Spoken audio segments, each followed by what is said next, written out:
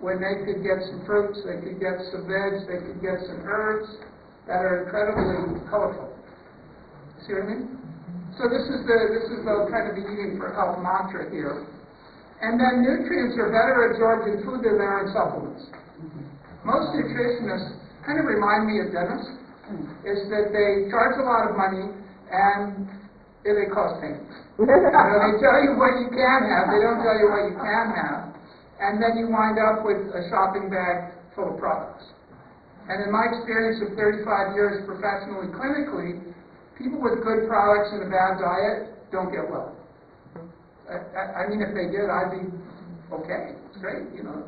So really, we're looking at creating a foundation here of health and well-being and ecology that really supports health. And it may take a little bit of time, but real food heals. So that's, again, kind of a new mantra I wrote for this talk is real food heals. Okay, and fake food kills. Simple, boom. Put it out there, GMO. All right? You can have that one. All right, so phytonutrients, which we were talking about, they're the colorful ingredients. So what do we see here? We see some olive oils. Olives are powerful food. And as good as olive oil is, olives are that much better because of all the constituents in the skin of the olives and the meat of the olives and the, you know, the whole thing, not the pigs. Although, you know, hard up, you know, wipes the pigs. You know, you can plant it, maybe grow a tree. All right? But you can see various things like the broccoli family and pepper family and citrus family. My favorite food right now is cara oranges. And I like cara oranges. And at $1.69 a pound, I'm down with that. Because they're so satisfying, they're so nourishing, they're so delicious. So I think the big issue with a lot of the food stuff is cost. And it's like, well, you know, the conventional food's really a lot less expensive and I can get more food, but you're actually getting less food value. So really be a smart shopper, look for good varieties locally, and then when you get something that's good, get a bunch of it, or get a case of it and split it out with your friends and family, and then you're getting food wholesale. What's cara? Cara is just a variety. It's kind of like a dark reddish orange. Blood orange. Well, it's not a blood orange, it's a cara. It's half grapefruit. Okay. It might be a little hybridized with grapefruits, okay? Wow. All right, so here's the Ed Bauman mantra mandala. All right, we've had mantras, now we got mandalas. All right, so isn't that pretty? So basically, it's a complete system of food combining. And remember the old days, it's like, well, no fruits with vegetables, and no grains with protein, and no this or that. That's not necessary, okay, because it doesn't create nutrient diversity and synergy. It's a fine model for somebody who's weak and sick and has compromised digestion. So part of what I teach in my school, in our school, is that, yeah, there's different therapeutic diets, and then there's just different kind of restorative diets, and they're a little bit different. So most people are on a special food program, and usually that's very helpful for a period of time, and then there needs to be some kind of expansion of choice rather than just reduction of choice. So we teach the difference between a cleansing diet and a balancing diet and a building diet. And whatever the flavor of the day is, what are the popular food systems now? What's one or two? Vegan. Vegan is certainly over here. What's another one? What's over here? Active. So the raw is over here. Active. What's over here? Caveman. Yeah, caveman, cavewoman. Flintstone diet. Paleo. Well, you know, we're not in the woods. There's not a lot of old rabbits for us to eat. So again, I can appreciate the value for certain people to have a meat and vegetable-based diet, but the world's not going to make it on that because there's just too many people and there's not enough chickens. Although right now I think there are more chickens than people. There are more chickens than people on the earth. So we're adapting, we're evolving, and some of that, but that's what we teach. But eating for health is something you can study up and learn about. And then in the center of that circle are seeds. So what are GMO? They're modified seeds. Seeds are really the makeup of life. Everything comes from a seed. I came from a seed, in a certain manner of speaking, right? We all do. I have the genetics of my family. The seeds have the genetics of their food family. So eating healthy seeds are really powerful. And really, if you look at what you get bang for the buck, sesame seeds, flax seeds, chia seeds, sunflower seeds, sesame seeds, you keep them in your pocket. You can throw them on top of something, and it's very nourishing and it's delicious. So seeds are really great, and they have these minerals. They have selenium, and they have zinc, and they have B vitamins, and they have fiber, and they have good fats. So that's what's really interesting about seeds, is they have little leather jackets, right? You take a flax seed, it's got a nice shiny coat on it, and that protects it against light and heat. When you grind that out and you have the oil, they lost their coat, they're perishable, they're vulnerable, they oxidize, and they can create a little bit of harm in the body. So that's the idea of eating whole foods, is eating nuts and seeds with the skin, those leather jackets on them, make them much more palatable and powerful.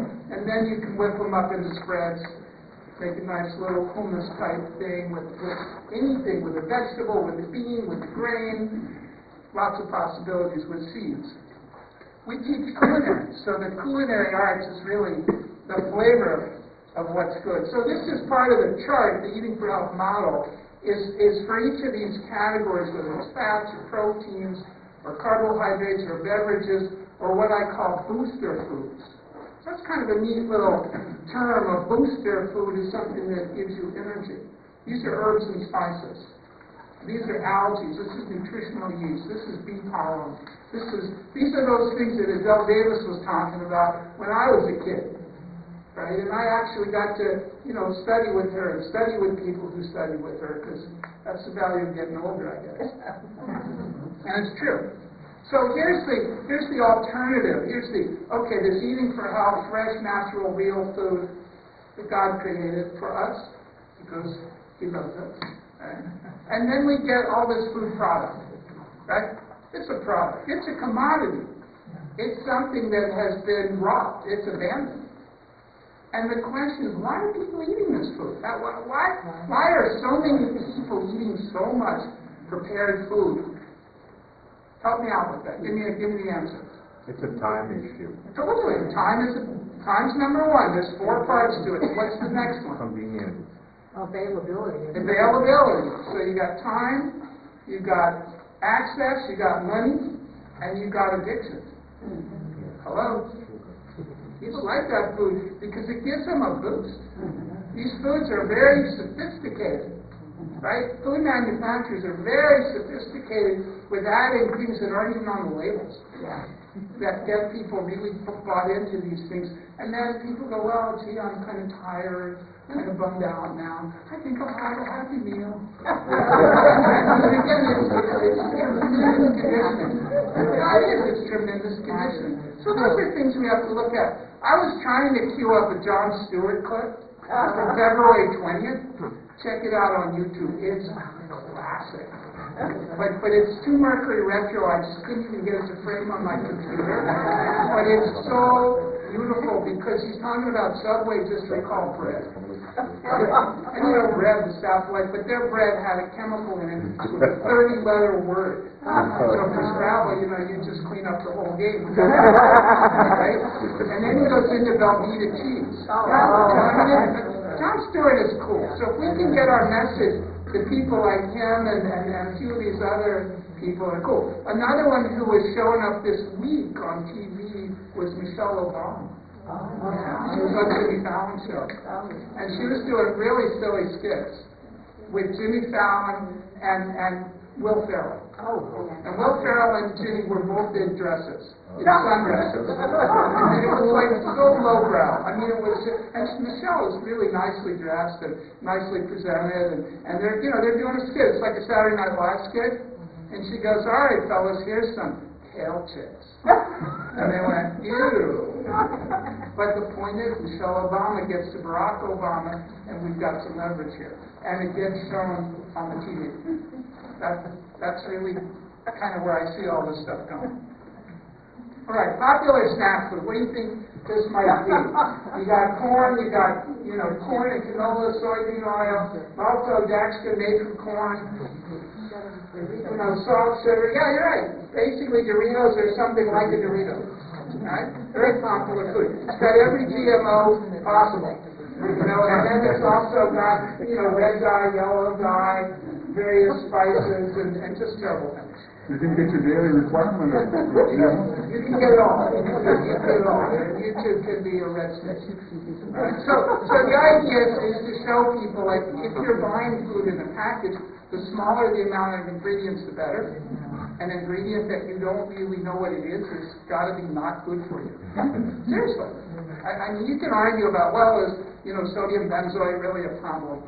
No, a little sodium benzoate is not a problem.